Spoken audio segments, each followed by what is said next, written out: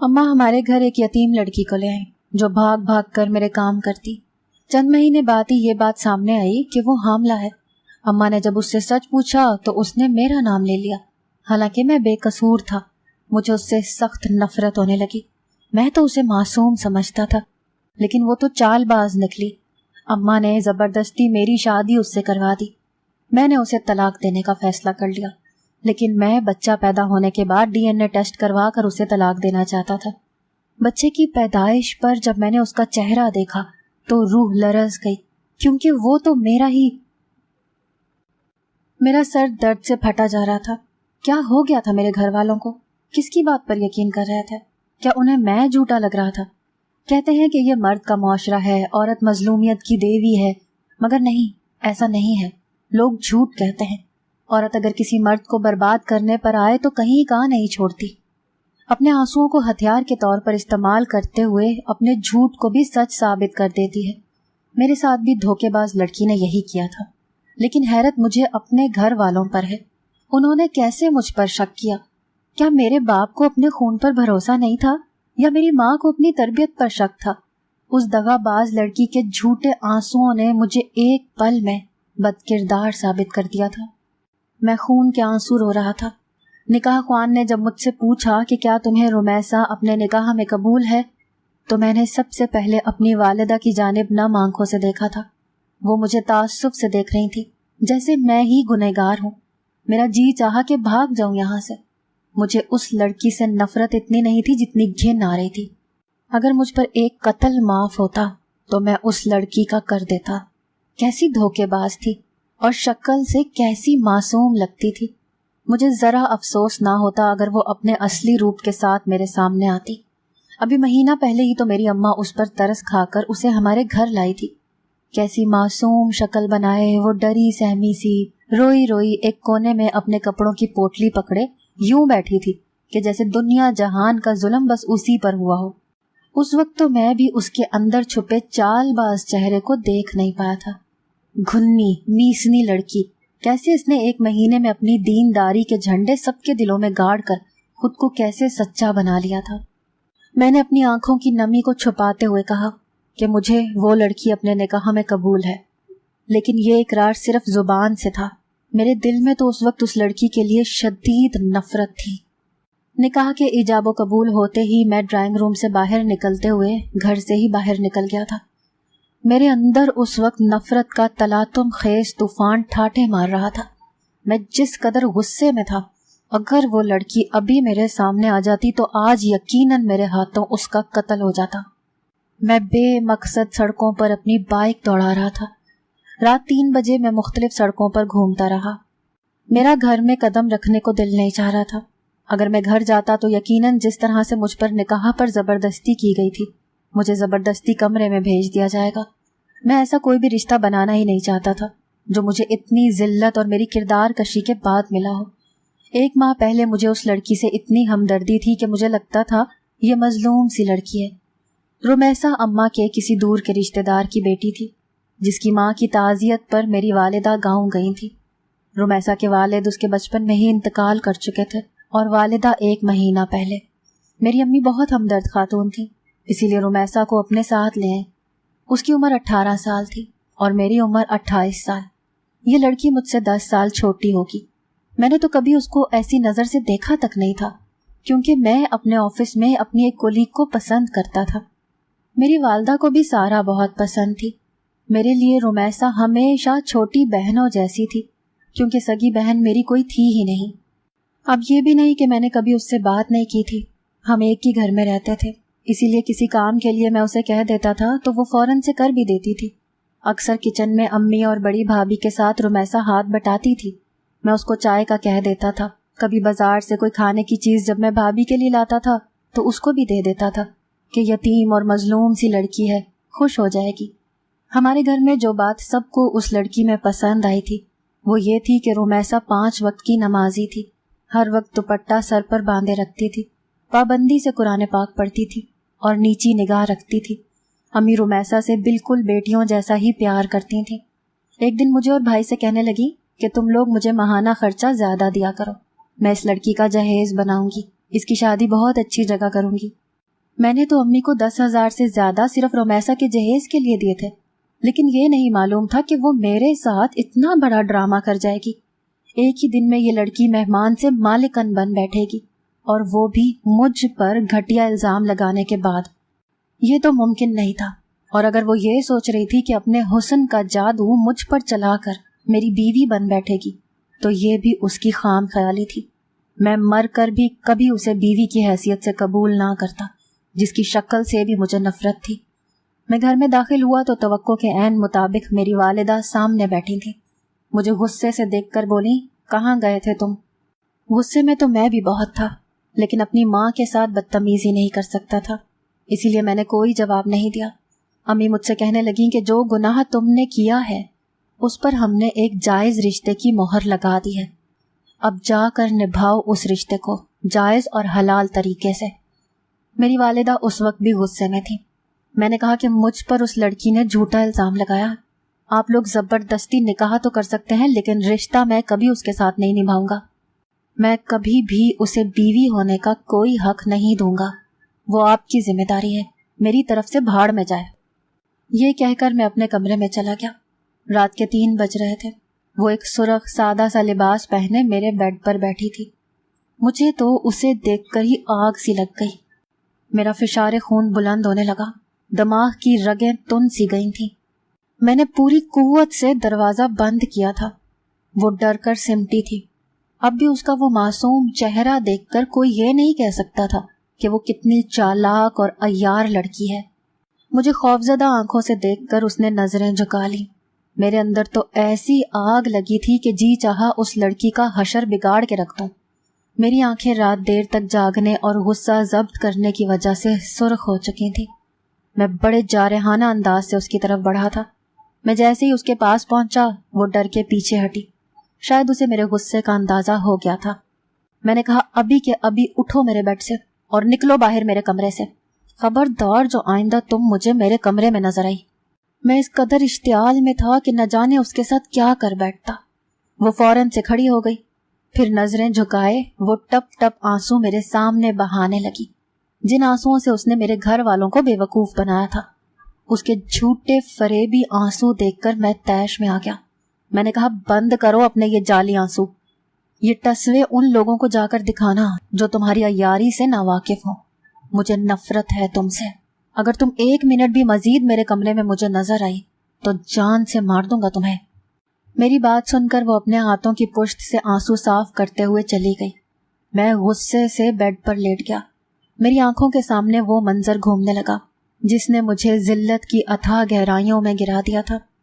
میں کل آفس سے واپس آیا تو امی بہت پریشان تھی۔ کہنے لگیں کہ رومیسا کی طبیعت ٹھیک نہیں ہے، اسے الٹیاں ہوئے جا رہی ہیں، نہ جانے باسی کھانا کھا لیا ہے اس نے۔ امی رومیسا کی وجہ سے فکر مند تھی۔ مجھے بھی اس پر ترس آنے لگا کہ یتیم بچی ہے، شاید اسی لیے ہمارے گھر جھجک محسوس کرتی ہے، نہ جانے کیا کھا بیٹھی ہے۔ میں آفس سے تھکا ہوا آیا تھا، لیکن پھر بھی امی کے ساتھ رومیسا کو ڈاکٹر کے پاس لے گیا۔ میں لیڈی ڈاکٹر کے کمرے کے باہر ہی امی کا انتظار کر رہا تھا۔ جب امی لیڈی ڈاکٹر کے کمرے سے باہر رومیسا کے ساتھ نکلی تو امی کی اڑی ہوئی رنگت دیکھ کر میں بھی کچھ تذبذب کا شکار ہو گیا تھا۔ میں نے پوچھا، رومیسا ٹھیک تو ہے؟ امی کہنے لگیں کہ چلو یہاں سے، میرے سر میں بہت درد ہے۔ میں نے کہا کہ آپ کو کیا ہو گیا امی، آپ تو ٹھیک تھی۔ امی نے میری بات کا کوئی جواب نہیں دیا اور رومیسا کا ہاتھ پکڑ کر کلینک سے باہر نکل گئی۔ مجھے امی کا رویہ کچھ عجیب و غریب سا لگا تھا۔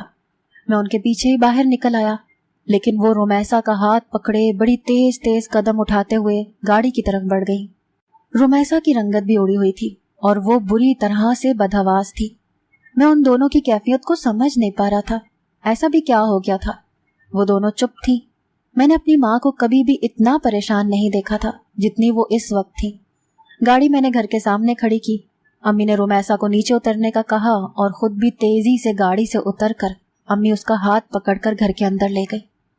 جب میں لاؤنج میں آیا تو امی رومیسا کے کمرے سے جا چکی تھی۔ میں وجہ تو نہیں جانتا تھا، لیکن جس طرح سے میری ماں رد عمل اختیار کر رہی تھی مجھے کسی گڑبڑ کا احساس ہونے لگا تھا۔ ضرور کچھ نہ کچھ تو ایسا ہوا تھا جو میری ماں اتنی فکر مند تھی، اتنی پریشان تھی۔ امی کئی گھنٹے سے رومیسا کے کمرے میں ہی تھی۔ اب تو بھابھی بھی اٹھ کر اپنے کمرے سے باہر آ گئی۔ भाई और अब्बू भी घर आ चुके थे। खाने का वक्त हो चुका था, लेकिन अम्मी कमरे से बाहर नहीं आई। बाहर हम सबको ही इस बात की तशवीश सी लग गई थी कि कमरे में क्या हो रहा है, कि अम्मी अभी तक कमरे में है। अब्बू ने रुमैसा के कमरे का दरवाज़ा खटखटाया था। अम्मी ने दरवाज़ा खोला, लेकिन अम्मी की आंखें सूजी हुई थी, जैसे वो रो रही हों। मुझे ये बात समझ नहीं आई कि अम्मी बस मुझे ही क्यों घूरे जा रही थी। अब्बू ने अम्मी से पूछा भी कि क्या वजह है, क्यों परेशान हो, लेकिन अम्मी ने कोई जवाब नहीं दिया और वो सीधा मेरे पास आ गई और एक जोरदार थप्पड़ मेरे मुंह पर दे मारा। मुझ समेत भाई और अब्बू और भाभी भी अम्मी के इस रद्द अमल पर हैरान हुए थे। मैं तो बुरी तरह से गड़बड़ा कर रह गया था। मैं तो अभी इसी कश्मकश से बाहर नहीं आया था कि मुझे थप्पड़ पड़ा किस बात पर है कि अम्मी ने मेरा गिरेबान पकड़ा और झंझोड़ कर रख दिया। कहने लगी, तुम्हें शर्म नहीं आई यतीम बच्ची के साथ ये जुल्म करते हुए? ये सुनकर मैं शशदर रह गया था। मेरा दिमाग काम करना छोड़ चुका था। मैंने कहा, मैंने उस लड़की के साथ क्या जुल्म कर दिया? लेकिन अम्मी पर तो न जाने कौन सा जनून सवार हो चुका था। मुझे बुरी तरह से झंझोड़े जा रही थी। भाई ने आगे बढ़कर अम्मी को पकड़कर पीछे किया। अब्बू भी परेशान हो गए। कहने लगे, आखिर हुआ क्या है? अम्मी ने कहा कि इसने रुमैसा के साथ गुनाह किया है, वो इसके बच्चे की माँ बनने वाली है। अल्फाज थे कि जिल्लत का जोरदार तमाचा जो मेरी गैरत पर मेरी ही माँ ने मारा था। मैं हैरत से अपनी माँ को देखने लगा कि वो क्या कह रही है। मैं और रुमैसा। मैंने बेख्तियार रुमैसा की तरफ देखा तो वो नजरें चुरा गई। मेरी भाभी ने हैरत से अपने मुंह पर हाथ रखा था। अब्बू, भाई सभी हैरत की तस्वीर बने हुए थे। मैंने कहा, ये क्या बकवास कर रही है? ये लड़की झूठ बोल रही है। मैंने तो इसको कभी मैली नजर से नहीं देखा। मैंने इसके साथ कुछ नहीं किया। ये अपना गुनाह मुझ पर डाल रही है। हो सकता है ये जहां से आई है वहीं से मुंह काला करके आई हो। ये अल्फाज मैंने अभी अदा किए ही थे कि मेरी माँ ने एक और थप्पड़ खींच कर मेरे मुंह पर मारा था। खबरदार जो तुमने किसी पाक दामन लड़की के किरदार पर उंगली उठाई तो। मेरी वालिदा मुझे ही गलत समझ रही थी। मैं तो गुस्से से बिफर सा गया था। ये लड़की मुझ पर बहतान लगा रही है। इसके पास क्या सबूत है कि मैंने ही इसके साथ गुनाह किया है? मुझे नहीं मालूम था कि वो लड़की इस हद तक भी जा सकती है। उस लड़की ने अपने मरे हुए माँ बाप की कसम खाई कि मैंने ही उसके साथ बदकारी की है। ये बात ऐसी थी कि वो सबके सामने सच्ची हो गई। जाहिर सी बात है कि कोई भी इंसान अपने मरे हुए माँ बाप की झूठी कसम नहीं खा सकता था, लेकिन मुझे उस पर हैरत हुई कि वो झूठी कसम खा चुकी थी। मेरी मिन्नत समाजत पर भी किसी को मेरी बात पर यकीन नहीं आया। अम्मी ने कहा कि तुम आज ही रुमैसा से निकाह करोगे, वरना मेरा मरा हुआ मुंह देखोगे। मेरे वालिद और भाई भी यही कहने लगे। मैं सबको अपनी बेगुनाही का यकीन दिलाता रहा, लेकिन उस चालबाज लड़की के झूठे आंसू मुझे सबकी नजरों में झूठा कर गए थे। मेरी आंखों से आंसू बह गए, तकिया भिगोने लगे। मेरे अचानक हो जाने वाले निकाह की खबर मेरे ऑफिस में भी पहुंच चुकी थी। सारा मुझे बुरा भला कहने लगी, मैं तो तुम्हें बहुत नेक और शरीफ इंसान समझ रही थी, लेकिन तुम तो बहुत ही घटिया निकले। मेरी इज्जत का जनाजा मेरी मोहब्बत के सामने भी निकल चुका था। मैंने अब अपनी सफाई में कहना छोड़ दिया। मुझे सभी तासुफ भरी नजरों से और नापसंदीदगी से देख रहे थे। मेरा दिल तो जैसे सारा की आंखों में अपने लिए नफरत देखकर ही मर चुका था। मैं जब घर पहुंचा तो मेरे सामने रुमैसा नजर आ गई तो मेरा दिल जलकर खाक होने लगता। मैं कहर भरी नजरों से उसे देखता। वो मुझे देखकर सहम सी जाती या सहम जाने का नाटक करती थी, लेकिन वो अब मुझसे छुपने लगी थी। रात को मेरे जहन पर सारा की बातें हथौड़े की तरह से लग रही थी। मेरा गुस्से से बुरा हाल था। मेरा जी चाहा कि जैसे उस लड़की ने मेरे किरदार की धज्जियां उड़ाई हैं, मैं भी उसके साथ वो सब सच करके दिखा दूं और उसका वो हशर करूं कि वो भी तड़प कर रह जाए। उसे पता चले कि जब किसी औरत को हविस का निशाना बनाया जाता है तो कैसी अजियत दी जाती है।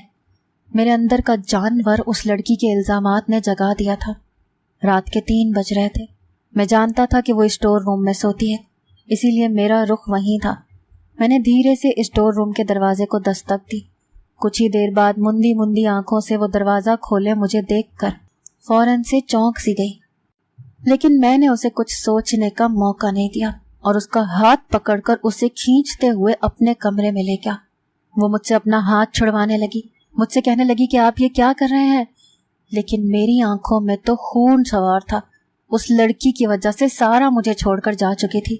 میری محبت، عزت، سب کچھ مجھ سے چھین چکا تھا۔ پھر یہ کیسے ممکن تھا کہ میں اس لڑکی کو بخش دیتا؟ میں نے اسے اپنے کمرے میں لے جا کر اسے بیڈ پر دھکیلا، پھر اپنے کمرے کا دروازہ بند کیا۔ وہ حد درجہ پریشان لگ رہی تھی۔ میں نے کہا، آج میں تمہیں بتاتا ہوں کہ بدکاری کیا ہوتی ہے، کیسے کی جاتی ہے۔ میرے لفظ سن کر وہ رونے لگی۔ اس کی رنگت پل میں پھیکی پڑی تھی۔ کہنے لگی، خدارا مجھ پر وہ ظلم مت کرنا جو پہلے کیا تھا، میں وہ اذیت دوبارہ نہیں سہ سکتی۔ مطلب وہ اس تنہائی میں بھی مجھ سے جھوٹ بول رہی تھی۔ میں نے کہا، اپنی بکواس بند کرو، یہاں میرے اور تمہارے سوا بس اللہ ہے۔ مجھے سچ سچ بتاؤ کہ تم نے مجھ پر الزام کیوں لگایا؟ لیکن وہ کہنے لگی کہ میں سچ کہہ رہی ہوں، آپ نے ہی میرے ساتھ گناہ کیا ہے، آپ ہی میرے کمرے میں آئے تھے، میرا اللہ گواہ ہے، میں سچ کہہ رہی ہوں۔ مجھے اس کی ڈٹائی پر غصہ آنے لگا۔ وہ میرے کمرے سے باہر چلی گئی۔ کچھ دن بعد مجھے بھائی نے مشورہ دیا کہ میں اس بچے کی ولادت تک انتظار کروں، اس بچے کے DNA سے سچ ثابت ہو جائے گا۔ مجھے یہ مشورہ اچھا لگا۔ میں سوچ چکا تھا کہ DNA سے میرا سچ ثابت ہو سکتا ہے، اسی لیے میں چپ ہو گیا۔ لیکن ایک بات عجیب سی ہونے لگی تھی۔ جیسے جیسے وقت گزر رہا تھا، میرے بھائی اور بھابھی بہت خوش نظر آ رہے تھے۔ ایک بار مجھ سے بھائی نے کہا کہ تم اس لڑکی کے گناہ کو مت پالو، جیسے ہی وہ بچہ ہو تم مجھے دے دینا، ہم بے اولاد ہیں، ہم اسے پال لیں گے، اور تم اس لڑکی کو چھوڑ کر سارا سے شادی کر لینا، اس کی DNA کی رپورٹ سے تم سچے ثابت ہو جاؤ گے۔ مجھے اس بات سے کوئی غرض نہیں تھی کہ بچہ کون پالتا ہے، مجھے بس اپنی بے گناہی ثابت کرنی تھی۔